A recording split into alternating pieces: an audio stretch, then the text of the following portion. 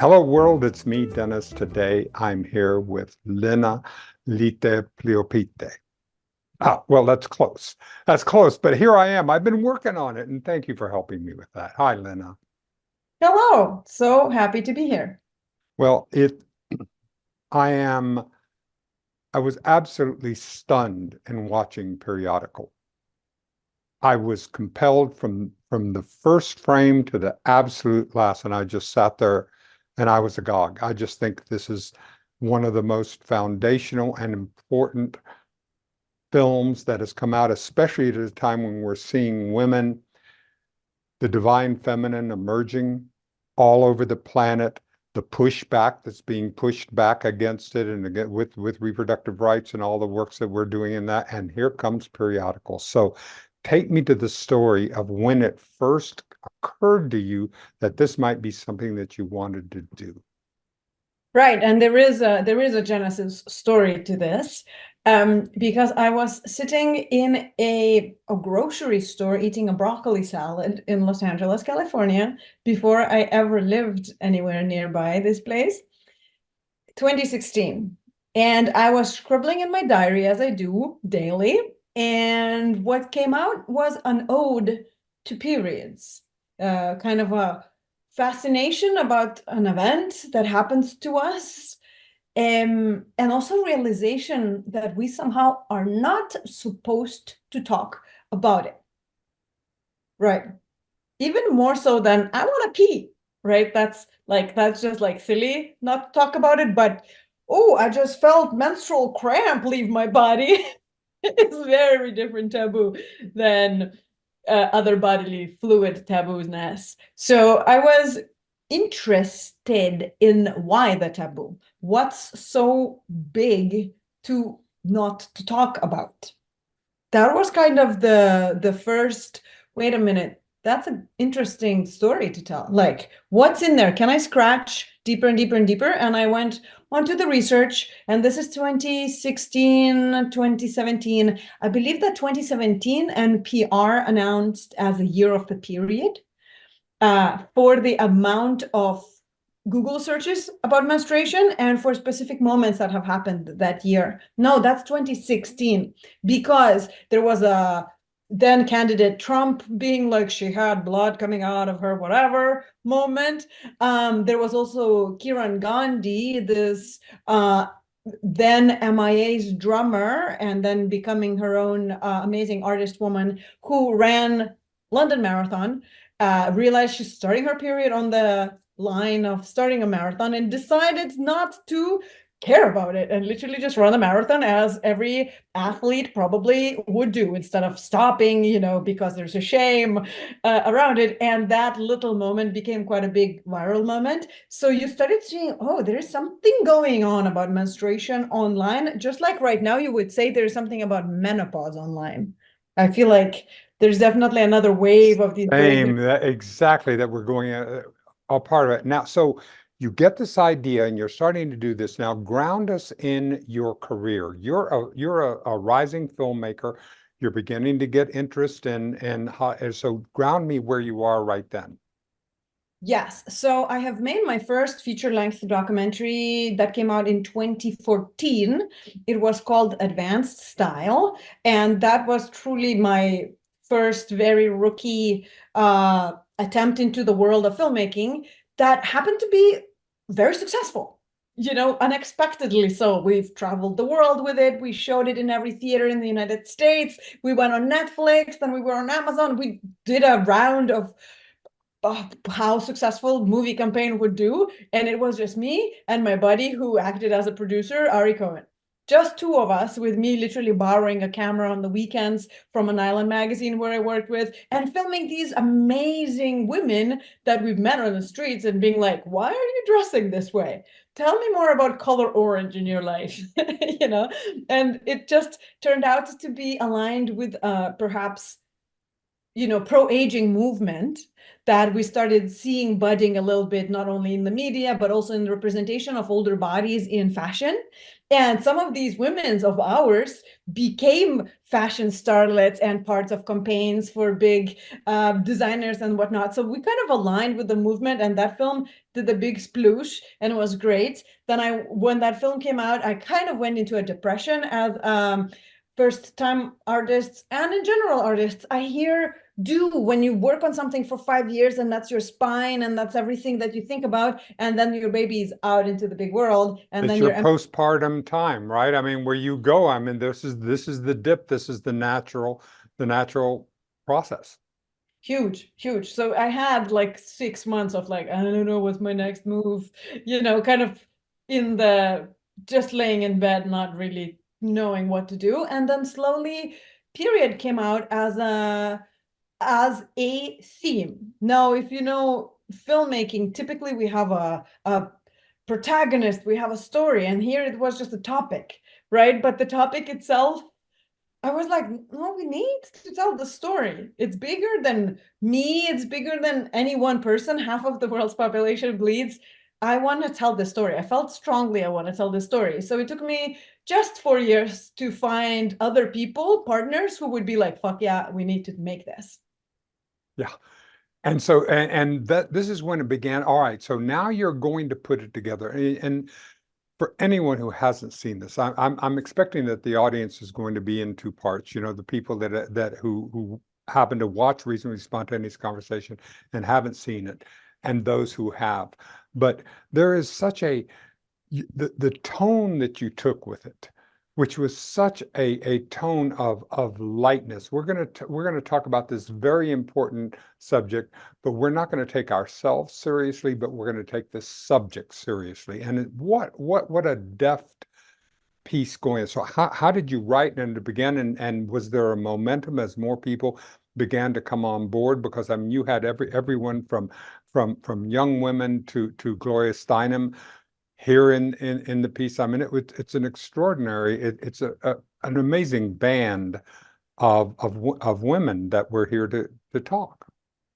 Yes. I always knew we have to use humor very wisely to speak about such a taboo because it's uncomfortable, and what makes uncomfortable things light is humor. So we knew that we wanted to have as many of a menstrual spectrum experiences as possible. We knew that we wanted to, dabble into, women who don't menstruate, people who don't call themselves women, but they do menstruate. Like there is so many experiences on this planet that are relating to the uterus. And then, we spend 30% of our lives after our uterus stops bleeding. And we barely talk about that as well. And it's like menopause, the pause, the silent pause, where it's like in the film, we reframe it as a new empowering stage of your like matriarch's life, which was egotistical way of me prepping myself for the menopause. Yeah.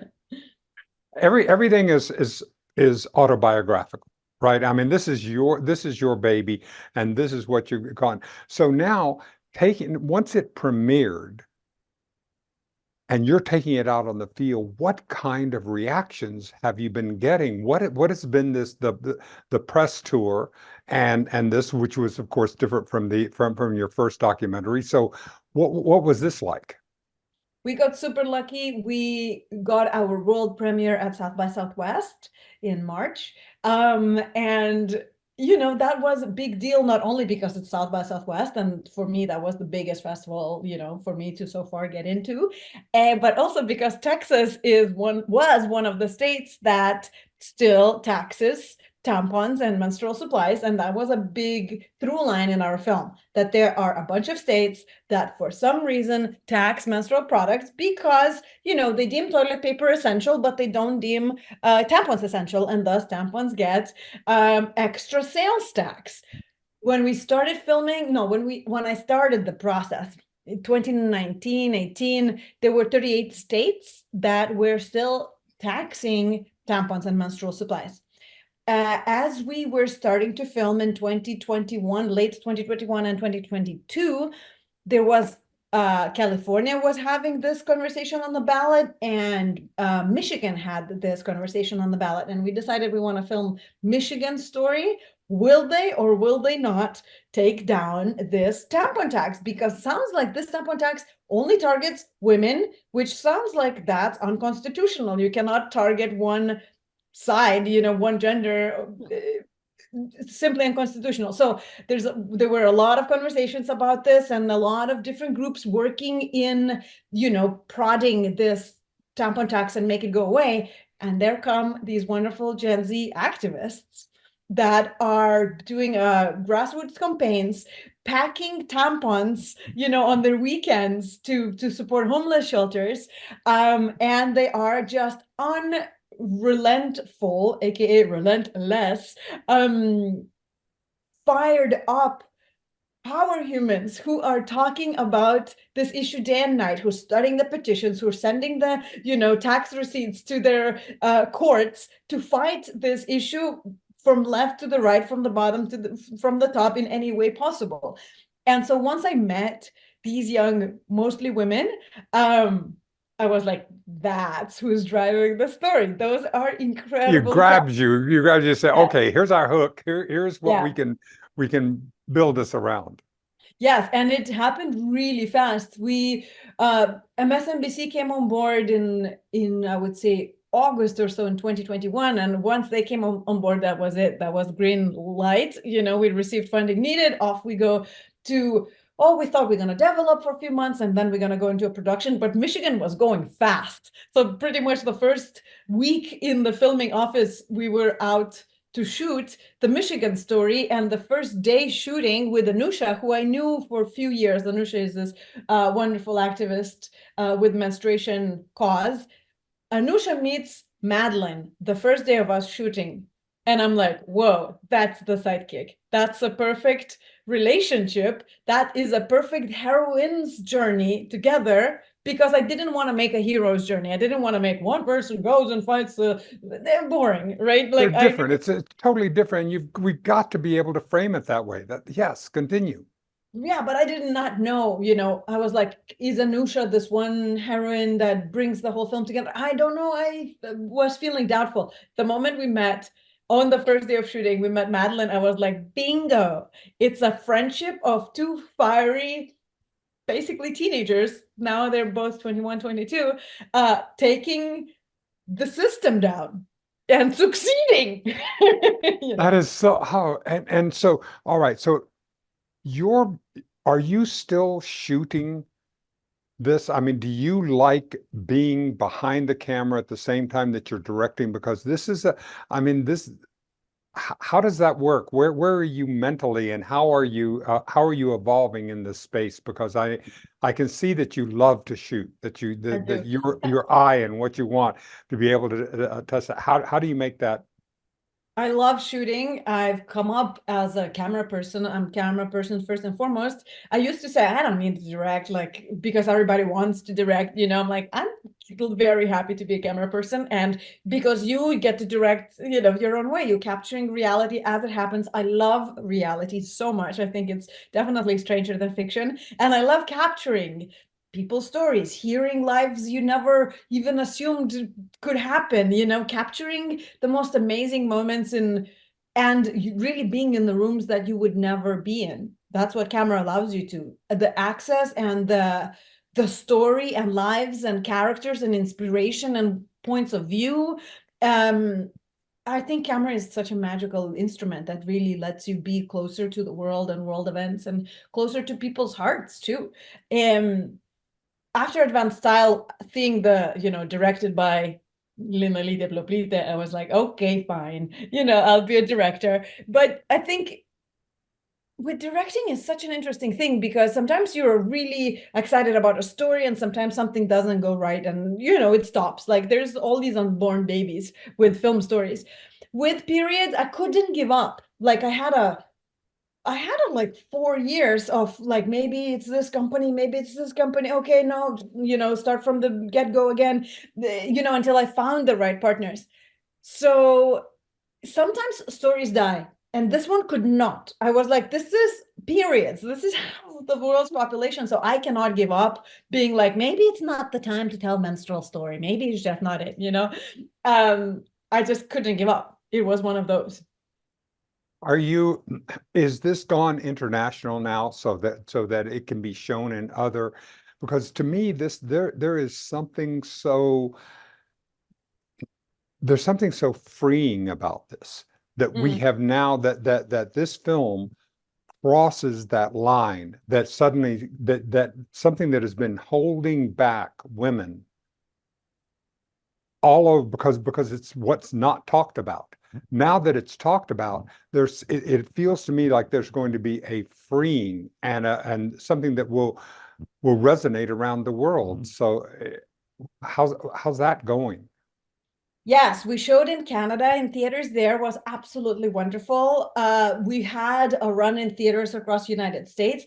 I even showed, I spent a lot of time in Mexico, so we had some wonderful conversations, and some theaters we showed in like a special screening in Baja California, and we showed in Mexico City.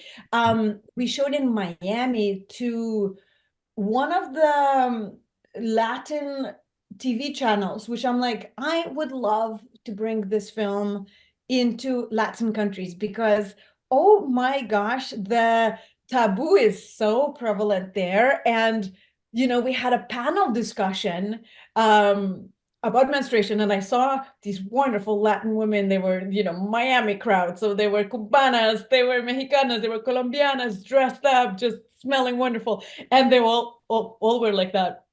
Not to begin with, because again, it is very culturally inappropriate to speak about once, oh my God, I just left blood on your white couch. I'm so sorry. You know, anybody has a top on here? Yeah. So it was interesting to see a group of people, menstruators, to at first be like, okay, and then starting sharing stories slowly by slowly. Oh, my mother never shared about that. Oh, my gynecologist, this happened. Oh, you know, my story about menopause or perimenopause. Suddenly they all started coming out and sharing their stories. And I saw how beautiful and delightful and liberating that felt. Incredibly liberating. So I would love to do a stronger campaign in Brazil or in Mexico or in general, the Latin world. Like, there is so much to be explored still in the journey of this film. What we've done US and Canada pretty fully, I would say. We're going to show in my native Lithuania in upcoming spring. We've showed in Germany, we showed in France, little bits, right? And then we went to TV here. We showed on MSNBC nationwide multiple times, which was fascinating. I went to NPR to talk about this, which also people were texting me like, are you on Fresh Air? Like, yes. Oh my gosh, you know, again, speaking about tampons on Fresh Air, I'm like, the time has come. The tide has risen, literally. So in the US, my big goals would be educational, because we showed it to some teenagers in Toronto and in Marin County. And to show this film to teenagers is the most delightful thing in the world. Besides the uncomfort and the giggles, the best questions after, the most exciting face of the boys, connecting the dots about what's happening to their peers and friends and maybe girlfriends and sisters. One boy after the screening came and said, oh my gosh, this menopause, my mom has it. You know, so just seeing people connecting with it, finding more empathy and compassion to each other, and really bridging a huge gaps in one 93-minute piece. I'm like, that's what the films are made to do, and looks like it's catching the audience. It's giving people exactly what they need. So I'm very happy about the journey of this film. How has the postpartum been this time on this baby? I was really aware of postpartum from then on, and the best antidote is to get busy. So we are working on the companion piece for this film, which is all about men. And it's all about men's bodies and what men go through in their lives. And with men, I found it's quite different, because surely no one talks to teenage boys about their non-sexually arising erections and about the uncomfort that a boy goes through. We just think we're dying if no one told us about menstruation starting, but for the guy it's like, what is it? I cannot go to school, or like I cannot wear sweatpants now. What's going on here? And I have crazy sexual desires that I can't seem to control, and no one tells me about, is it okay? Is it not okay? And I only have my friends and porn, and off I go into the black hole of internet. So to me, sounds like something that is massively needing a conversation on its own. And after having done the menstruation film, and feeling truly liberated with amount of knowledge and data and support that this film brought to me, and I know that it's bringing to a lot of other people who menstruate and who see this film, and bring compassion to those who don't menstruate to understand what we're going through. I want the same for men. I want to create a compassionate look at the man's world, and also like how patriarchy is not helping men. And it's also like how a man box is a very strict box that you're all stuck in, that you have to perform the manly way. You have to Yes. As Clay Boykin, I produce a podcast with him called "In Search of the New Compassionate Male," and his point of view is that the patriarchy wounds everyone. Exactly. And that's where I mean, I know now at 75, what I've found is that for years, it wasn't until testosterone dropped below this level that I began to see things differently. Really to see, I mean, testosterone is a very tough drug to deal with. And when it hit me, I had just no idea. And there is so much that I have to deal with. So I'm so glad that you're talking about this so that we can do that. I just think that's wonderful, Lina. It's dark woods. It's more dangerous to talk about than it is to talk about menstruation, which is fascinating. No, it's dangerous. We're talking about dicks. We're talking about balls. We're talking about prostates. We're talking about sperm, and it has such so many connotations of violence and anger, and the masculinity. If you take upon masculinity itself, then patriarchy starts crumbling. And Well, let's there. not stay, let's make sure that thank you for jumping into this next project and be able to do it. So are you in pre-production on this? Have you already begun doing some to be able to see who your threads are and what your threads are in this? Definitely having tons of threads. We are in development with the same production company that we did periodical for. We're starting to shop it around. So it's movies already in my head. And I've done so much research and read so many books on masculinity. I mean, every day something else is coming in, and it's the most powerful thing about this masculinity project is how to walk the line between what political left and right is telling you, because there's so many different messages between what masculinity is or should be or should act or shouldn't act this way, close the leg spread, or say about this, grab them by the pussy, don't grab them by the pussy, blah blah blah blah. What do men need right now to grow up to be a wholesome, respectful, and respected men? What do we need? Because we have so many different messages telling them what to do. Thank you for letting me meet you now. All I'm asking is that we do it again. That Yes, as you have these others, if this was fun for you as it's been for me, my goodness, let's do it again, Lina, and let's find out. And we shall raise a toast to your grandmother. I like Both of us, she and I are journalists, and we both have that. I didn't have my cigarette in a shell; I had mine in an ashtray. So, but we'll have that, and we'll toast to her. All right.